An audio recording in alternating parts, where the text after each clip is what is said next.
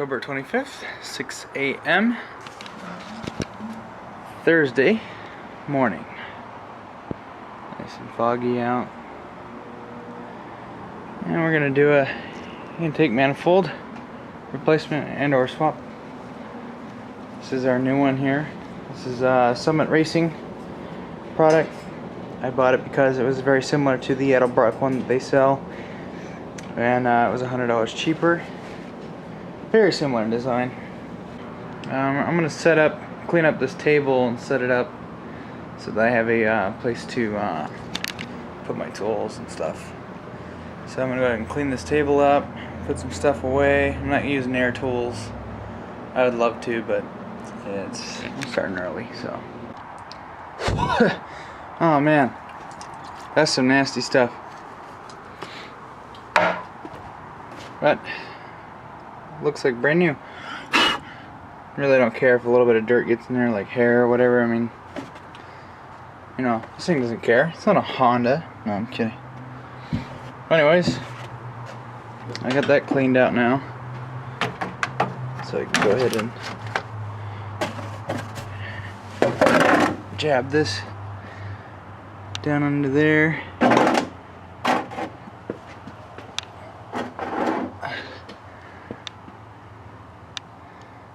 Yep. The shitty thing is, when I open up that drain valve there, it's more than likely, well actually never mind, it's just gonna pour out the center, so hopefully it just pours onto my steering dampener bushing and just rots it away. So you know what I hate about cords is that they're all thick and bulky, and then it makes your light turn around 5 times. I think I'm gonna pull the air pump out just to gain some extra room. Yeah, what did I tell you? It was gonna pour all over that bushing. I'll make sure I wash that down. So be sure to open your radiator cap. That tends to help. It was just dribbling out, and as soon as I opened the radiator cap, it just started pissing out.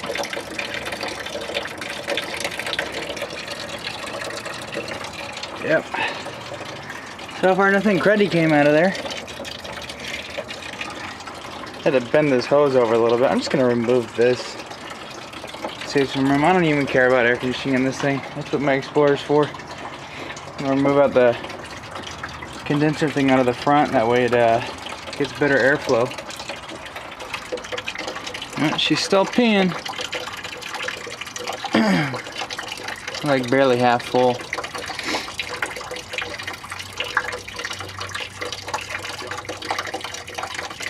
Hope it stops soon. It was really hard to turn that thing, that sumbitch.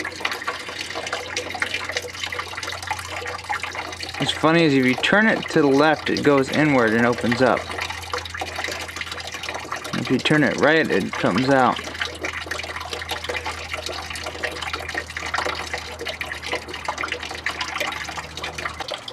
Yeah, she's almost done. Almost done. Now I was reading in the instructions that they want you to remove the distributor. Huh? Because my Ford manual says just remove this and you can pull that out. We'll see if this works, if I can just pull that off. If not, we're gonna have to mark the distributor and pull it out. I have a feeling this is gonna be more than a day project. This is gonna be a little longer than expected, which is fine with me because I have another vehicle. So I just have to make sure we put protective stuff over that to keep the moisture out of the motor. And I actually have a Desipac thing I can put in there to keep the moisture out of the engine. And I think after we get this all running right and everything, probably change the oil and put Royal Purple in it. My Explorer likes Royal Purple. Damn, is it done yet?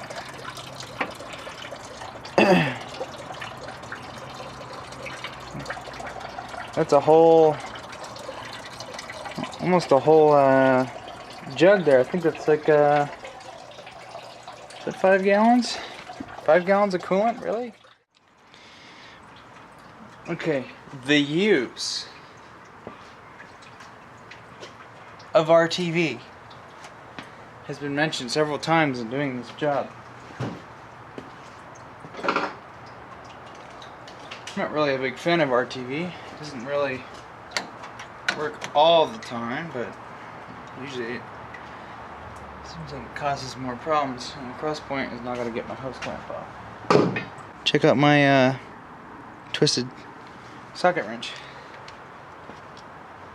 It doesn't work. Yeah, I was right. It was an 8mm. I'm going to completely remove this radiator hose.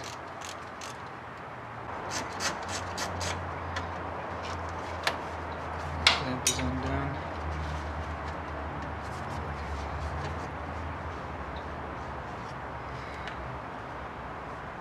Yeah, this hose was done a little while ago. It's actually finally formed to how I want it. Yeah, see, it won't move. It's formed to that way now.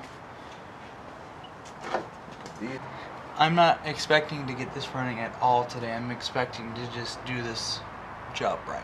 Just so you guys know.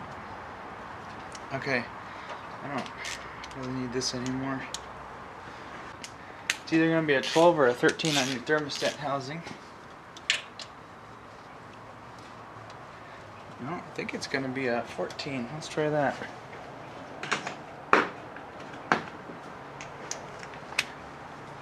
Got my little Craftsman wrench here. Nope.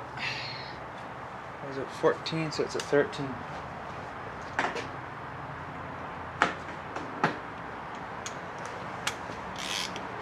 It's starting to get light out. It almost feels like this might be a SAE.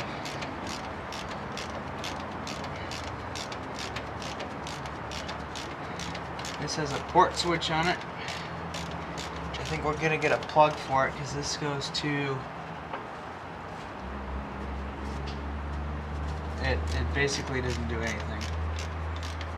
For those of you that have overheat issues with these, racing thermostat I recommend is this guy here. This is a racing thermostat from AutoZone. It's about 20 bucks. Get this guy. It fits Ford, Chevy, and AMC. And I have a feeling this will work on an Explorer 4.0. It's pretty universal. And it's 160 degree temp. And yeah, it really works great on this truck.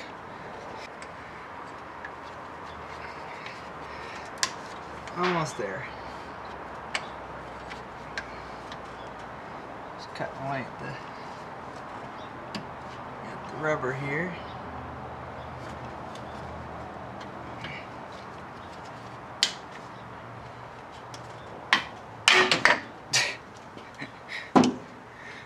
Not necessarily what I wanted to do. Yeah, see this hose clamp? I was undoing it and it was just rusted shut.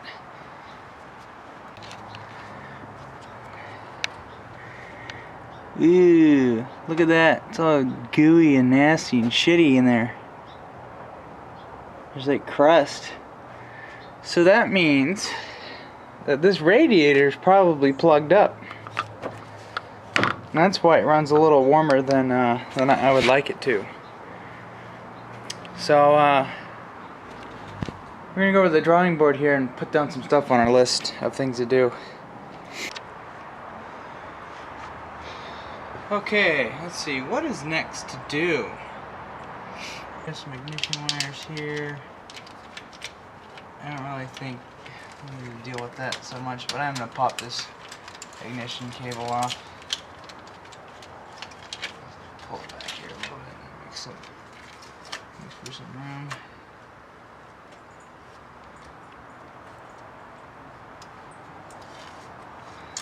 Okay, what is this? Fuel Master.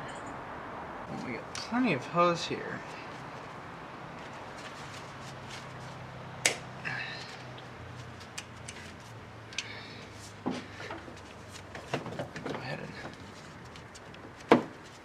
back there. Okay, that's out of the way.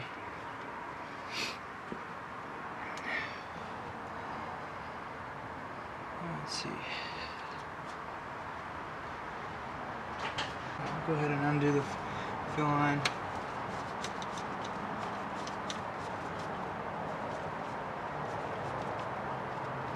Not worried about fuel leaking out everywhere. This is going to be a long video series, by the way.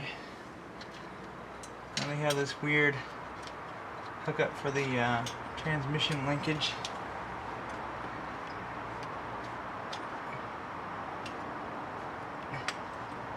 Somebody lost a clip when hooking up the carburetor, so they used a piece of wire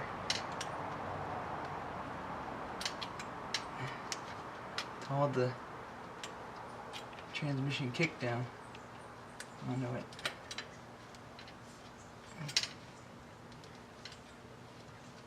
I'll end up finding a clip for it.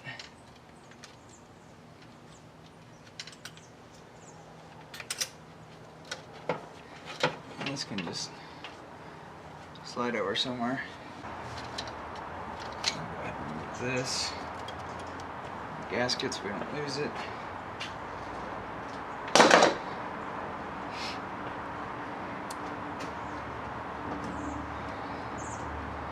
And if you're doing a teardown video, also take a picture of it.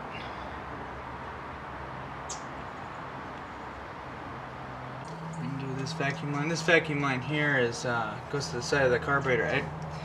I think it's a port or spark advance, and if that's true, that really has to be hooked up to the distributor. So we'll do some research on that.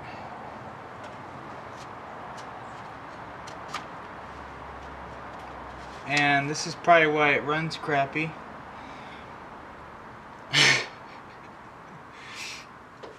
This is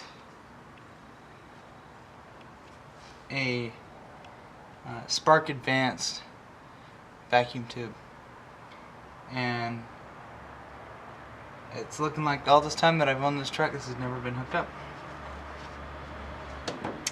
That's probably why it idles weird.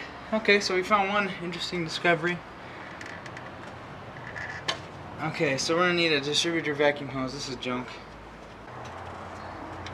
I think I can go ahead and pull this carb off. Alright, there's the carb. I have a bunch of vacuum ports in the back. I think little bosses on the side on the top of my intake are for the vacuum. So we've got a lot of work to do. So this is junk. I am getting a new one of these. And then this, I believe, is just a heat shield. I don't know whether to use this or not.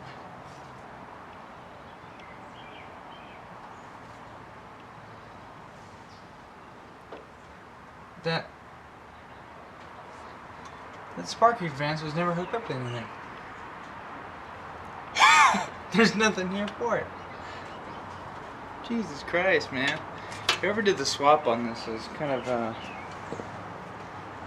mediocre. I hate finding vacuum lines with sticks in it. Oh, it's coming off. Maybe I need a hammer. Okay.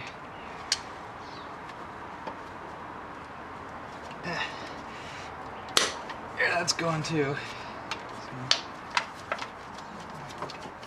stuff that to the side. It's PVC.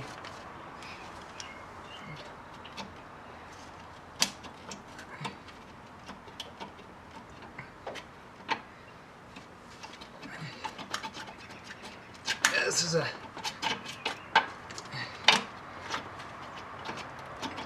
factory Ford intake.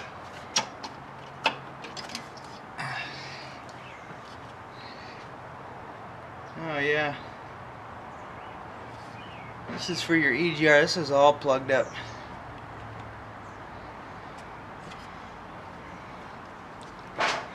Look at the crust in this one corner. Yeah, we don't need that anymore. Alright, we're almost at that stage. I think I'll probably remove a couple things.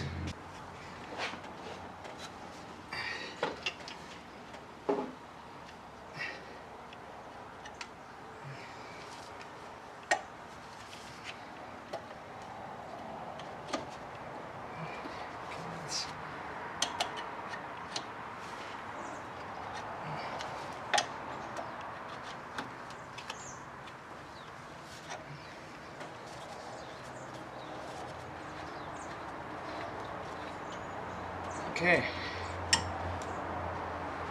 there's one ported heat switch. Ah, there we go.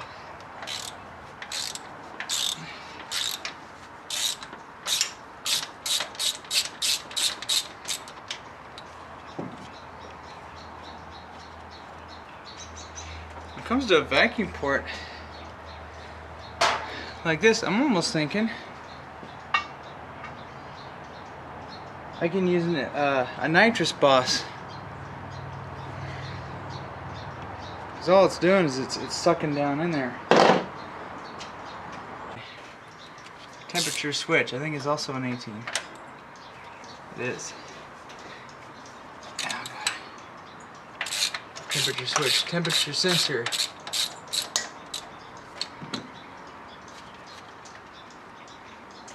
Which is pretty crusty. Yeah, I know, I hear ya. So if my spark advance was never hooked up, then how the hell was I getting 14 miles per gallon in the city and almost 20 in the highway? And I beat a Dodge 1500. That must mean we got some oomph that we're gonna get back with this intake. This is our second vacuum port that we'll need to add. And again, like I said, it will go into a nitrous bus. Look at these stupid wires in the way.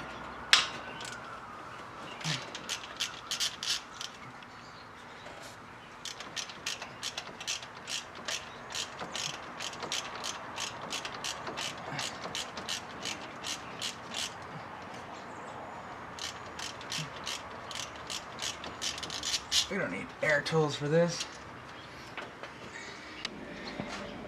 Okay, I'm not using metric for the intake. I don't want to round these bolts off. We're using the SAE half, or a 1/2 inch socket.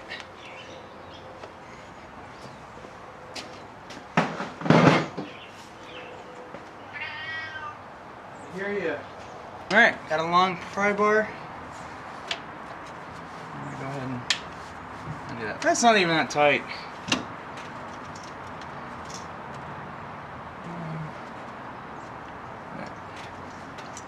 We do have one bolt here. Is this? Yeah, just a.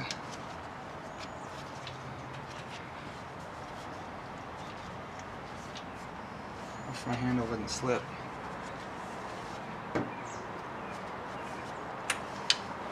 I'll just crack these all loose. That's loose. Loose. 1, 2, 3, 4, 5, 6. I believe these two also hold down the intake manifold, which, yep, they do. It's loose. Loose. Loose. Loose. I don't even know if these are supposed to be loose. Okay, already got that one. Now we have a stud back here.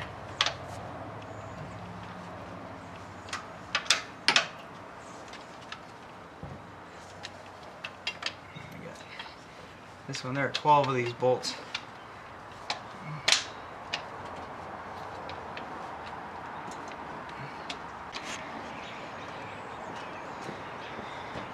Alright, here we go.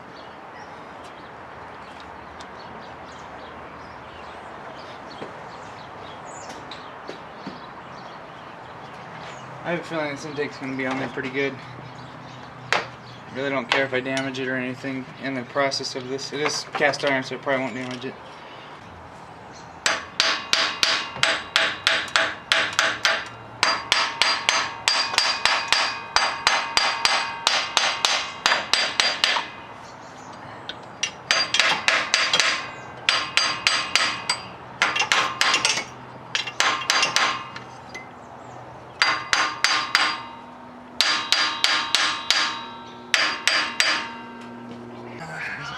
Thing's not coming. Jesus Christ. I'm gonna come back to this one, tubes.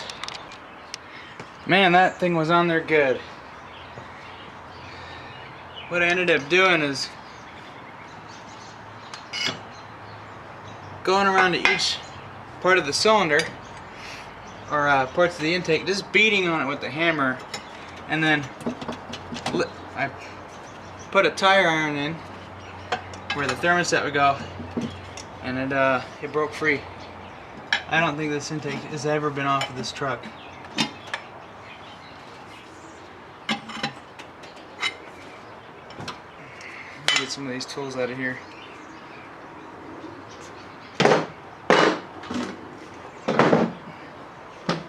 I kept thinking and thinking. I'm like, how the fuck? How am I gonna get this off if it's not gonna budge? Oh, there goes that fuel that I didn't want to spill everywhere. I was thinking and thinking, and I'm like, huh. Well, I've heard from Eric the car guy and David's farm and all those good people that if you just, you know, hit with a hammer where everything meets together, it'll eventually break free. And then I just put my thought of putting a pry bar in or something in that thermostat housing. And well, I was successful. Alright, gotta break that in free. I'm just using this thing. Okay, that's free.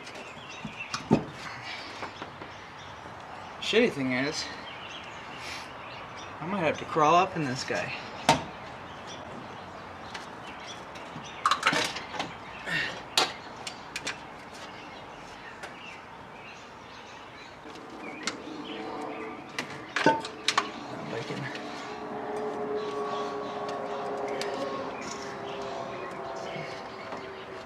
Move this back just enough.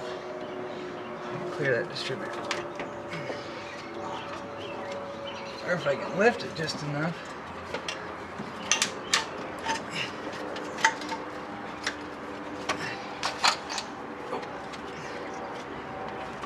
Okay. Whew. Fuck.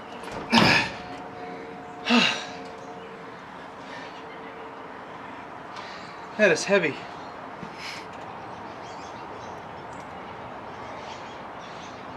That is a heavy sucker. I almost have a feeling I will need a valley pan. That's one thing I gotta order. I need a valley pan. Oh yeah, I think this is... Okay, I'll give you a little shot of what this guy looks like now. You can in fact get the intake out without having to do take that guy right there. It's not too bad. Some dirtier. Yeah, see, we just got a little bit of coolant in there. I'll just wipe that up. We'll need to order a valley pan for it though. Valley pan. I'm pretty sure I'm gonna need a valley pan. This is the underside. And this right here, I don't really know what that is, but this is part of an EGR system. Look at this thing, man. This weighs a hell of a lot more than that does. Whew. I felt my back going. Oh. Well, anyways, that bitch is out. Now this guy here, Weighs a hell of a lot less.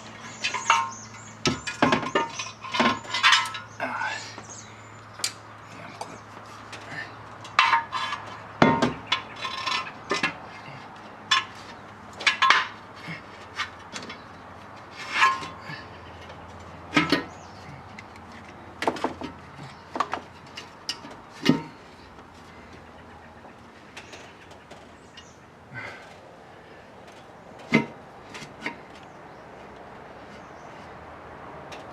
We're all lined up.